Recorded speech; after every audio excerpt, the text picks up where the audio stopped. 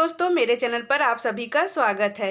इस वीडियो में हम बात करते हैं अनुच्छेद और धारा के बारे में, जिसे हम इंग्लिश में आर्टिकल एंड सेक्शन के नाम से भी जानते हैं। अनुच्छेद मतलब आर्टिकल, वे नियम होते हैं जिनसे मिलकर हमारे संविधान का निर्माण हुआ है। और धारा मतलब सेक्शन, वे नियम होते हैं जिनसे मिलकर भारतीय दंड संहिता का निर्माण हुआ है। अब हम जानते हैं कि अनुच्छेद क्या है।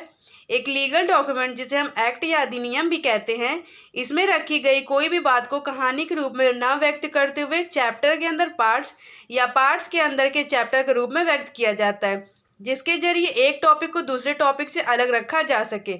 टॉपिक से जुड़ी बातों को उस चैप्टर या पार्ट्स में रखा जाता है जिन्हें पैराग्राफ में विभाजित किया गया है।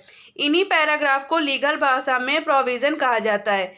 प्रत्येक प्रोविज़न को सीक्वेंस के अनुसार एक एक नंबर दिया जाता है, जैसे 1, 2, 3, 4 आदि।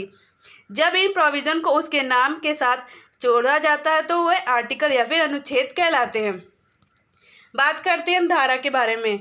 सेक्शन अर्थात धारा का कार्य भी लगभग अनुच्छेद के समान ही होता है। ये भी विभाजन का कार्य करते हैं। जहाँ अनुच्छेद अर्थात आर्टिकल के नियम होते हैं जिनसे मिलकर हमारे संविधान का निर्माण हुआ है, तो दूसरी तरफ यानी कि अर्थात सेक्शन के भी वे नियम होते हैं जिनसे मिलकर भारतीय दंड संहिता का निर्माण हुआ है। जानते हैं हम अनुच्छेद और धारा में क्या अंतर है। अनुच्छेद वे नियम है जिनसे भारत का संविधान बना है, जबकि धारा वे नियम है जिनसे भारतीय दंड संहिता का निर्माण हुआ है। अनुच्छेद को आर्टिकल और धारा को सेक्शन के नाम से जाना जाता है। भारत का संविधान एक वृहद पुस्तक है जिसे कहानी के रूप में न व्यक्त करते हुए अनुच्छेद के रूप में विभाजित किया गया है। कानूनी पुस्तकें जैसे भारतीय दंड संहिता, दंड प्रक्रिया, साक्ष्य अधिनियम, अनुसूचित जाति जनजाति अधिनियम आदि पुस्तक दस्तावेज जैसे शपथ पत्र आदि पैराग्राफ में रूप में विभाजित रहते हैं, जिन्हें धारा के रूप में जाना जाता है।